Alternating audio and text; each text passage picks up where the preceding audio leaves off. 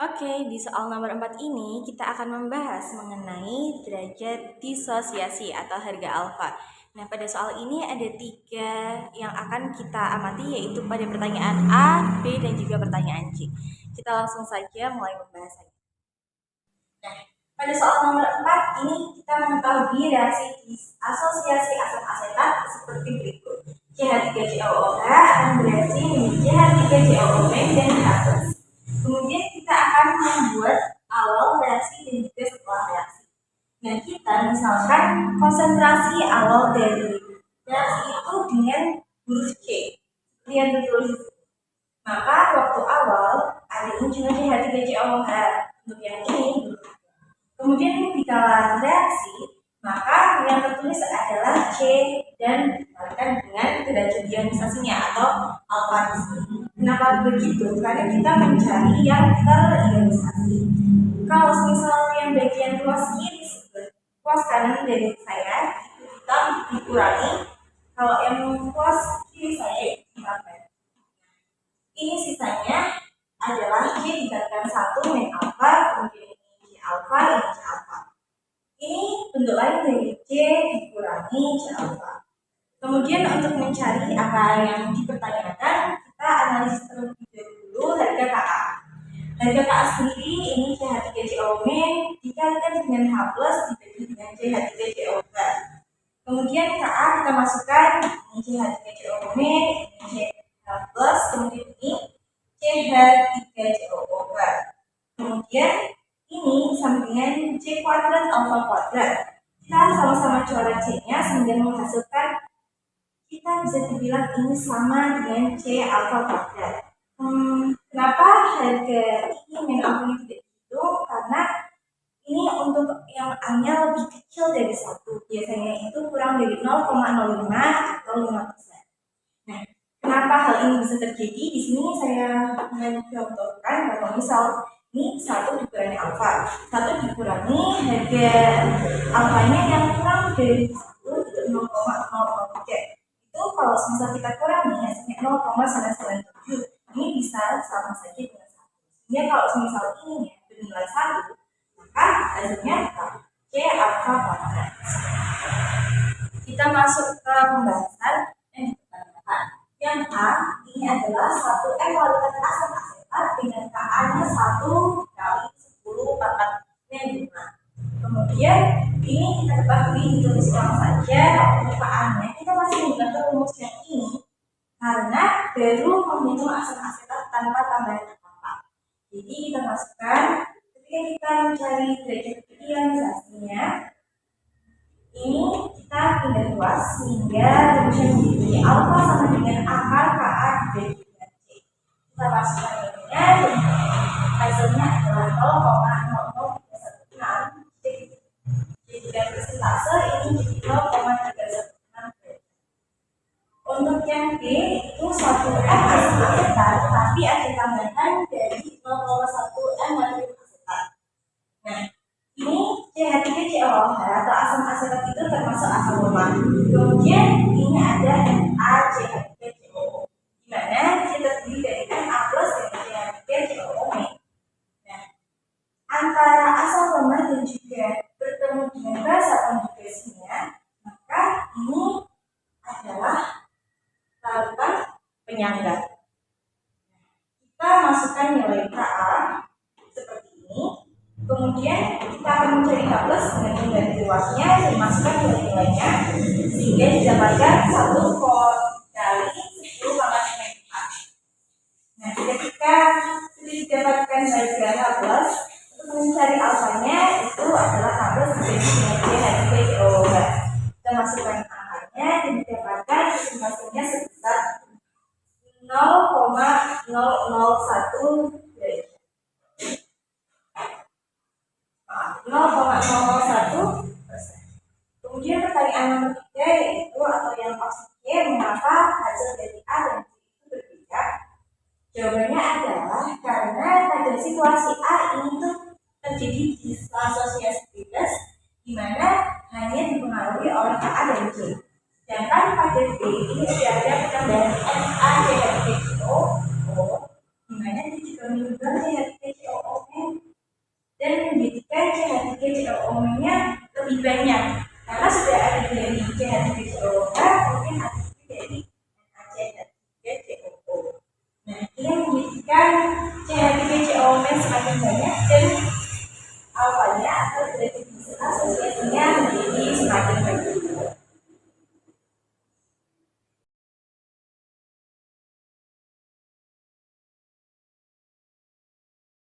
Oke, ini soal nomor 5, yaitu tentang menghitung pH lautan.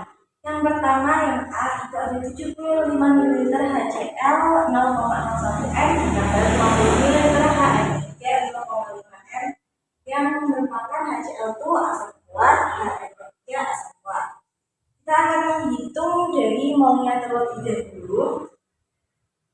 Ini mol HCl 0,01 M dikali 0,075 dan 7,5 dikali 10,4 mol.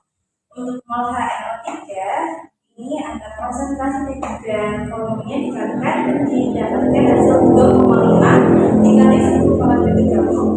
Untuk mol total dari keduanya itu 3,25 dikali 10,3 mol. Volume totalnya yaitu 75 ml dari HCl ditambahkan dengan 20 ml dari HNO3 itu 125 ml. Jadi menjadikan liter yaitu 0,125 liter. Nah, kita akan menghitung H plusnya karena keduanya merupakan asam kuat. Kita bisa menghitung H plusnya dari mol total dibagi volume total. Nah, kita masukkan angka-angkanya yang didapatkan hasil 0,026 mol. Kemudian untuk pH-nya itu menlog H plus menlog 0,026 itu sama dengan 1,585 pH untuk yang soal A. Kemudian soal B itu ada 50 ml NaOH yang merupakan basa kuat dengan 0,01 molar ditambah 50 ml NH3 0,1 molar yang merupakan basa kuat. Di sini dikalikannya 1 dikali 10 pangkat 5. Kemudian ini kita ada reaksi awal, reaksi dan setelahnya. Ini NH3 ditambah OH min OH ini dari NaOH dihasilkan NH4+. Nah, kita masukkan pas awal reaksi NH3-nya ada 5 kali 10 pangkat 3, OH-nya 5 kali 10 pangkat 4, NH4-nya berbentuk. Ketika reaksi ini dikurangi dengan 5 kali 10 pangkat 4, ini dikurangi dengan hal serupa, dan ini ditambah dengan 5 kali 10 pangkat 4. Nah, setelah reaksi dihasilkan NH3-nya sisa 4,5 dikali 10 pangkat 3. Kemudian NaOH itu habis bereaksi dan juga dihasilkan NH4 plus itu 5 kali 10 pangkat 4. Nah, dari sini kita ketahui bahwa yang sebelah sini tidak habis bereaksi, jadi masih ada basa rumahnya. Nah, ini volume totalnya ada 50 ml ditambah 50 ml menjadi 100 ml atau 0,1 liter. Di sini kita akan menghitung konsentrasi dari NH3 yang tadi tersisa. Caranya adalah mau dibagi volume, masukkan volumenya dan volumenya diisikan 0,05 molar. Kemudian untuk konsentrasi NH4 plusnya itu sama caranya dimasukkan 0,05 molar. Karena keduanya sama-sama basah, maka kita akan mencari pOH-nya. Nah, pOH-nya rumusnya karena tadi kita masih ada basa lemahnya, kita memasukkannya rumus pOH sama dengan PKB ditambah log dari asam konjugasi dengan basahnya. Kemudian kita masukkan ini PKB-nya kenapa 5? Itu karena PKB merupakan menlog KB. Karena KB adalah 1 kali 10 pangkat 5, maka menlog 1 kali 10 pangkat 5 adalah 5. Nah, ini ditambahkan dengan log, ini dimasukkan angka dari yang sebelumnya. Dihasilkan 5 ditambah log 0,111. Nah, log 0,111 itu min 0,95. Nah, ketika 5 ditambah min 0,1 0,95 dihasilkan pOH-nya 4,05. Nah, untuk mencari pH kita melakukan pengurangan 14 kurangi 4,5 yaitu 9,95. Untuk yang C itu 100 ml CH3COOH 0,1 M ditambah dengan 100 ml PaOH2 0,5. Sama, ini caranya mencari maunya terlebih dahulu. Mau dari CH3COOH dihasilkan 0,01, mau dari PaOH2 ini menjadi 0,01 mol. Kalau kalian perhatikan di sini kenapa ada angka 2 ini, karena pada setiap reaksi ini maupun ini OH yang dihasilkan itu 2 kali. 2 dikali 0,05 dikalikan dengan 0,1 liter. Tentunya seperti ini kita masukkan ke dalam awal reaksi dan setelah reaksi. Kita ketahui bahwa CH3COOH-nya habis reaksi, OH-nya habis reaksi, jadi CH3COOH-nya masih ada 0,1. Ini menandakan bahwa reaksi ini bukan reaksi penyangga, melainkan reaksi asam lemah. Nah, volume totalnya yaitu tadi 200 ml, jadi 3 liter yaitu 0,2 liter. Di sini kita akan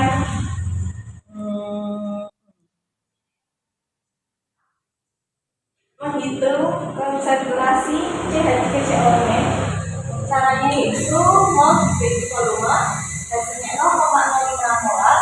Kemudian kita menggunakan mencarikan terlebih dahulu karena tadi yang kita pilih adalah Ka. Nah, Kb ini cara mencarinya yaitu Kw dibagi dan Ka, karena Kw yaitu 10 pangkat min 14 dibagi dengan 1 kali 10 pangkat min 5, artinya 1 kali 10 pangkat min 9. Dan kita masukkan ke dalam OH-nya yaitu rumusnya akar tadi dikali C.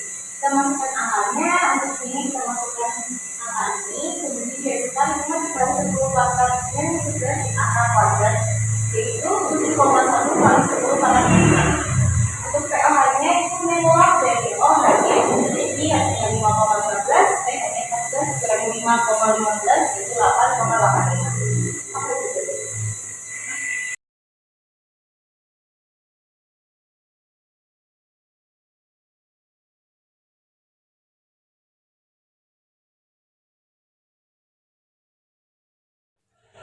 Ini soal nomor 6.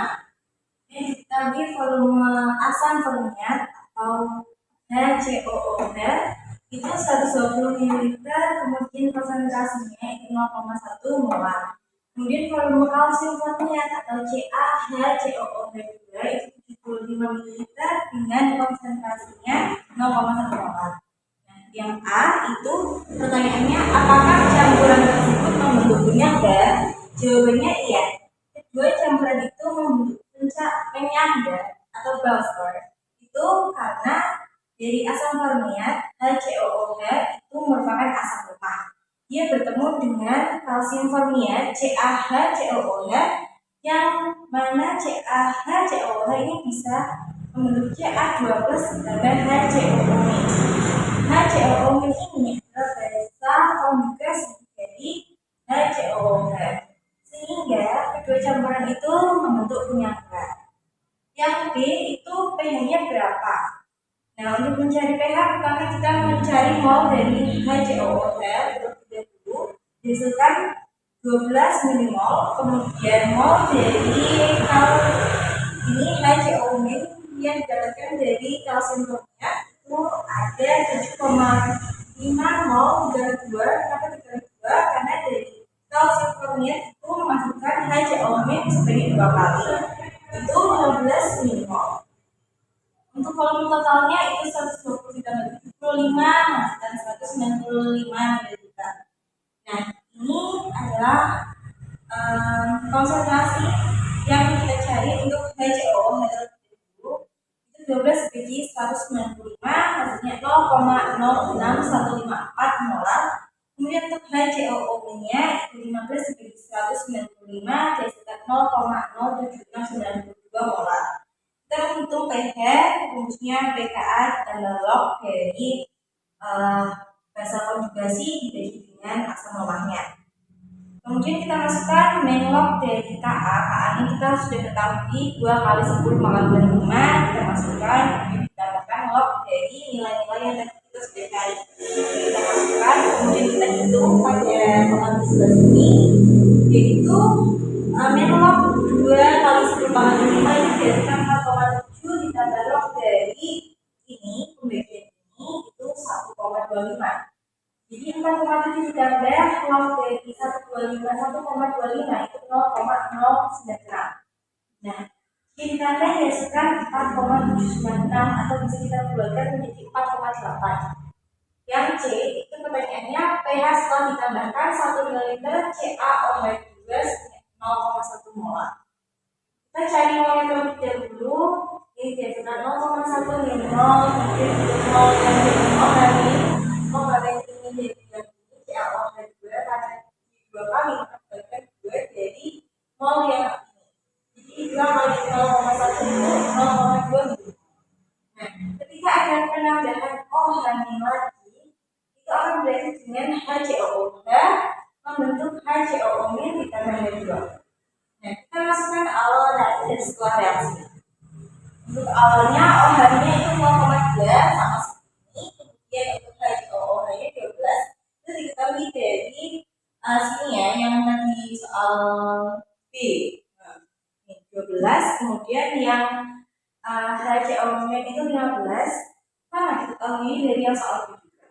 Kemudian untuk reaksi ini dikurangi 0,2 sama ini dikurangi 0,2 juga, dan ini ditambah 0,2. Ini habis reaksi, kemudian ini sisanya setelah reaksi itu masih ada 11,8 min 0 dan COOH, kemudian untuk HCOO-nya masih ada 15,2 min 0. Nah, volume totalnya dari semuanya itu dari awal ini ada 120 ml asam formiat, kemudian 75 ml kalsium formiat, ditambah dengan 1 dari CaO2 yang soal C sama dengan 196 ml. Kemudian ini kita menentukan konsentrasi baru. Konsentrasi HCOO itu 11 atau 11,8 196 0,0604. Kemudian untuk HCOO-nya yang tersebut 0,076. Kemudian untuk mencari pH-nya kita masih masukkan rumus yang sama, itu pH ditambah log HCOO- dibagi HCOOH. Kita masukkan harga pKa. Tadi kita sudah menghitung sebelumnya di sini, karena salah kita sudah masukkan 4,7 ditambah log dari ini, itu 4,7 ditambah log 1,9 itu dihasilkan 4,81.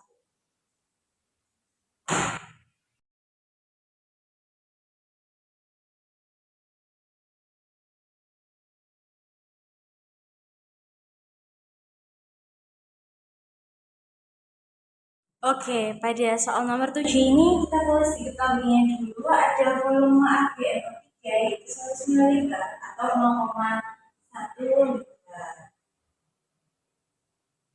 Kemudian dari konsentrasi AgNO3 itu 0,2 molar, kemudian ada konsentrasi Na2CrO4 itu 0,1 molar. KSP Ag2CrO4 itu 3,2 kali 10 pangkat minus 11. Nah, dari volume dan juga konsentrasi AgNO3 yang sudah diketahui, kita bisa menghitung molnya. Molnya itu 0,02 dengan cara dikalikan. Nah, yang ditanyakan adalah volume Na2CrO4 dan juga massa endapan Ag2CrO4. Untuk menjawabnya kita tuliskan reaksi dari soal ini terlebih dahulu, yaitu 2 AgNO3 ditambah Na2CrO4 itu akan menghasilkan Ag2CrO4 endapan ditambah 2 NaNO3. Nah, kita bisa lihat koefisien dari AgNO3 itu 2, sedangkan Na2CrO4 itu hanya 1. Oleh karena itu, untuk mencari mol Na2CrO4 itu adalah setengahnya dari molnya AgNO3. Setengah dari mol AgNO3 itu 0,02 yaitu 0,01 mol. Kemudian kita masuk ke volume Na2CrO4 yang akan kita cari. Caranya yaitu dengan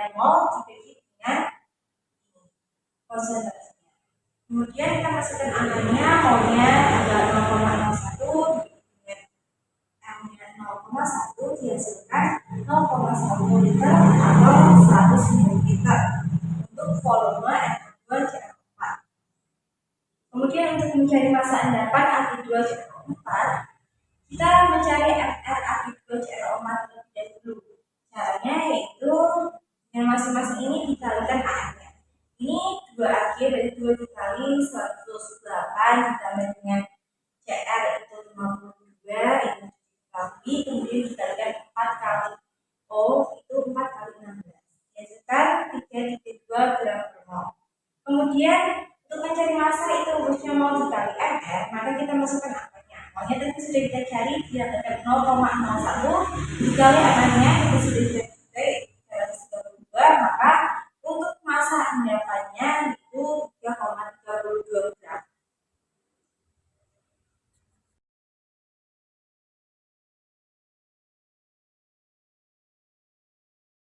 Oke, untuk soal nomor 8 ini kita tulis dulu yang diketahui itu dia volume FEN3-nya yaitu 100 ml.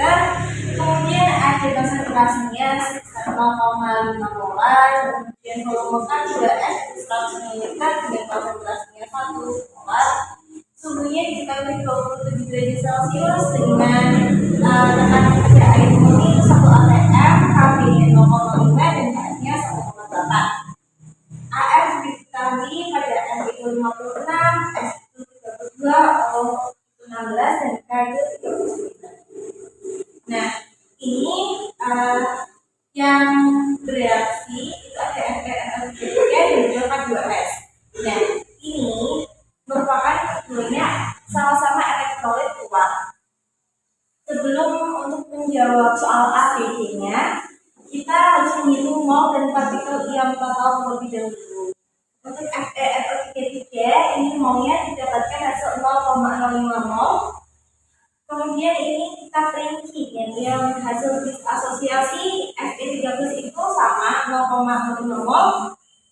Untuk yang FO3 itu dikali 3 dari Fe3+, karena dalam satu molekul ini akan menghasilkan 3 FO3 ini. Artinya 0,15 mol. Jadi total ini 0,05 ditambah dengan 0,15 yaitu 0,2 mol. Kemudian untuk yang K2S kita sama mencari molnya juga itu 0,1 mol. Dibanding lagi yang hasil asosiasinya yang K plus itu 0,1 dikali 2. Kenapa dikali 2? Karena berdasarkan rumus ini dia akan menghasilkan 2K, maka dikali 2. Hasilnya 0,2 mol. Untuk S2- itu 0,1 mol. Total dari kedua ini adalah 0,3 mol. Maka mol total partikel ion itu 0,2 mol ditambah 0,3 mol menjadi 0,5 mol partikel terlarut. Kemudian kita beralih ke papan sebelah sini yaitu menghitung massa pelarut, di mana pelarutnya ini adalah air. Volume totalnya itu adalah 200 ml. Kemudian kita diketahui juga awalnya sekitar 0,8 gram per mililiter. Massa larutannya itu dikalikan ini menjadi 160 gram. Massa zat larutnya itu ada 2 zat tadi, kita hitung satu-satu. Untuk mencari massa zat larut yang FeNO3 itu kita harus mencari Fn-nya terlebih dahulu. Di sini kita mendapatkan Fn sebesar 242. Untuk mencari massa zatnya mol dikali Fn, maka hasilnya adalah 12,1 gram. Untuk yang K2S caranya sama, kita cari Mn terlebih dahulu, itu hasilnya. Kemudian dikalikan dengan mol, maka sama dengan 11 gram. Nah, dari massa zat larut yang FeNO3 dan juga K2S kita jumlahkan menjadi 23,1 gram.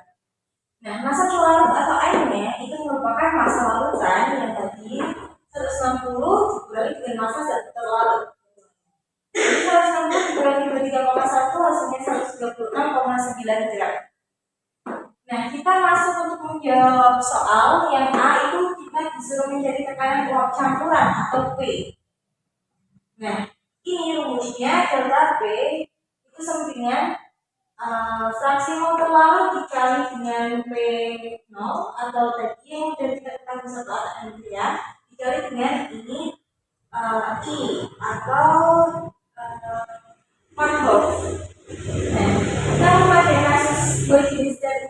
ion karena F3 sama F2S sama elektrolit dan dia menyumbang ion, maka rumusnya bisa kita gunakan dengan rumus delta P sama dengan mol ion total dibagi dengan mol pelarut dikalikan dengan P0.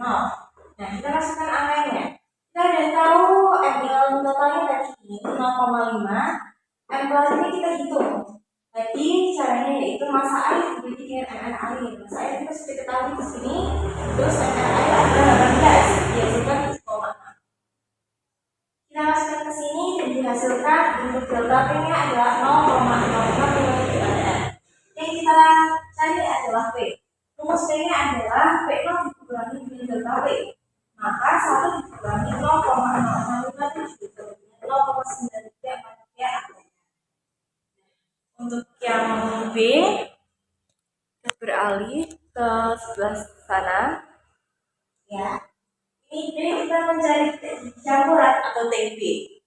Di mana rumus delta TB itu I delta P dikali dengan M kecil. M kecil ini cara mencarinya yaitu mol partikel dibagi kali larut. Itu masih melalui hasil 0,5 dibagi 0,1309 ini adalah satuan kaki. Satuan kaki dari massa pelarutnya. Dihasilkan molaritasnya 3,65. Kita masukkan ke dalam sini I1 dikalikan dengan kita dikali 0,5 terus dimasukkan dengan hasil ini, maka dia sama dengan 1,825 derajat Celcius. Nah, yang kita cari adalah TB. Rumus TB itu TB0 ditambah dengan delta TB. TB0 untuk titik air itu 100 derajat Celcius, dibandingkan dengan hasil ini kita dapatkan 11,825 derajat Celcius. Yang ketiga ada yang B, itu kita mencari titik campuran. Kita cari delta TF terlebih dahulu, ini rumusnya, dan kita masukkan juga yang sudah kita ketahui. Ini masih sama ya menggunakan ini sudah kita soal ini. Nah, dihasilkan delta TF-nya adalah 6,57 derajat Celcius. Untuk TF sendiri yang kita cari itu rumusnya TF dari TF0 dikurangi dengan delta TF. Sini untuk air itu titiknya ada di 0 derajat Celcius dikurangi dengan 6,57 Celcius, dimana itu merupakan nilai delta TF. Dihasilkan TF-nya atau tidak itu negatif 6,57 derajat Celcius. Nah, di sini mengapa kita menggunakan ini satu padahal ini merupakan elektrolit? Itu karena tadi kita melakukan pendekatan dengan menghitung jumlah mol partikel langsung. Ini mol partikel langsungnya sudah kita hitung terlebih dahulu. Jadi sebenarnya ini tidak usah ditulis apa-apa. Tapi sebagai formalitas kita tuliskan satu. Nah, sebenarnya ini tuh sudah termasuk perhitungan dari yang mol total partikel. Makanya dia dituliskan